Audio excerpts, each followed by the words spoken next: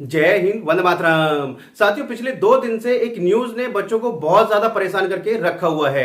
अलग अलग न्यूज़पेपर में प्रतिदिन न्यूज आ रही है कि अब 2030 के बाद जो 2 साल वाले बीएड वाले बच्चे हैं या 1 साल वाले बीएड वाले बच्चे हैं वो अब टीचर नहीं बन पाएंगे। तो साथियों, इसके पीछे क्या सच्चाई है? क्या 2030 के बाद जो बच्चों ने 1 साल का बीएड या 2 साल का बीएड किया था तो क्या वो अब टीचर आगे बन पाएंगे या फिर नहीं बन पाएंगे? क्या 2 साल का बीएड हमें करना चाहिए या फिर नहीं करना चाहिए? तो साथियों, इसके पीछे क्या सच्चाई है पूरी डिटेल में आपको बताने वाला हूं। तो आज की वीडियो बहुत ही महत्वपूर्ण होने वाली है। यदि आप भी बीएड कर रहे हैं, कर चुके हैं, तो आज की वीडियो में अंत तक बने रहिएगा।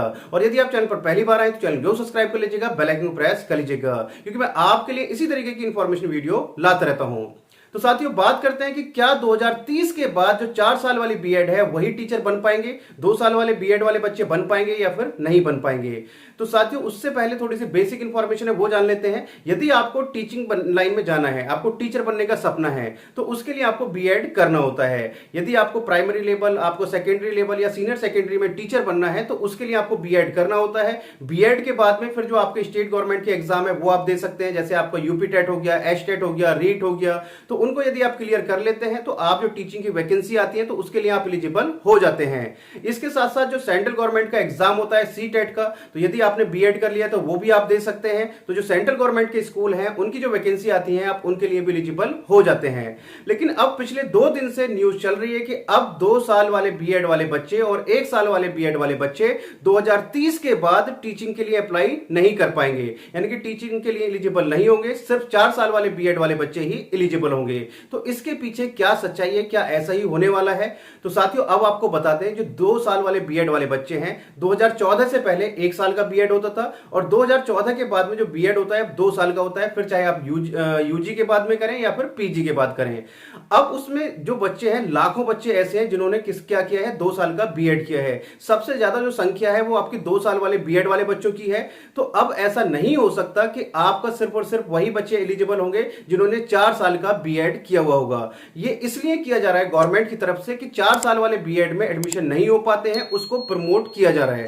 2030 के बाद में कि 4 साल के बीएड वाले बच्चे ही सिर्फ अप्लाई कर पाएंगे, तो ऐसा नहीं है। जो बच्चे इस बार बीएड में एडमिशन लेना चाहते हैं वो बिल्कुल भी परेशान ना हो, या आगे भी अपना 2 साल वाले जो बीएड वाले बच्चे हैं वो बिल्कुल भी परेशान ना हो। ऐसा नहीं होगा कि 2030 के बाद सिर्फ और सिर्फ आपका 4 साल वाले बीएड वाले बच्चे ही टीचर बन पाएंगे।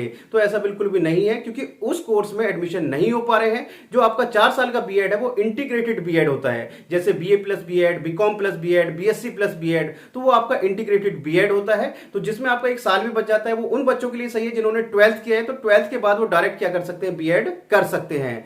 तो साथियों, यदि आपका टीचिंग लाइन में जाने का सपना है और अभी आपने 12th किया है तो आप इंटीग्रेटेड बीएड कर सकते हैं, बहुत अच्छी बात है। लेकिन जिन्होंने बीएड कर लिया है या जिनका ग्रेजुएशन हो गया है तो वो परेशान ना हो, उनका भी ऐसा नहीं होगा कि 2030 के बाद वो टीचिंग के लिए अप्लाई नहीं कर पाएंगे।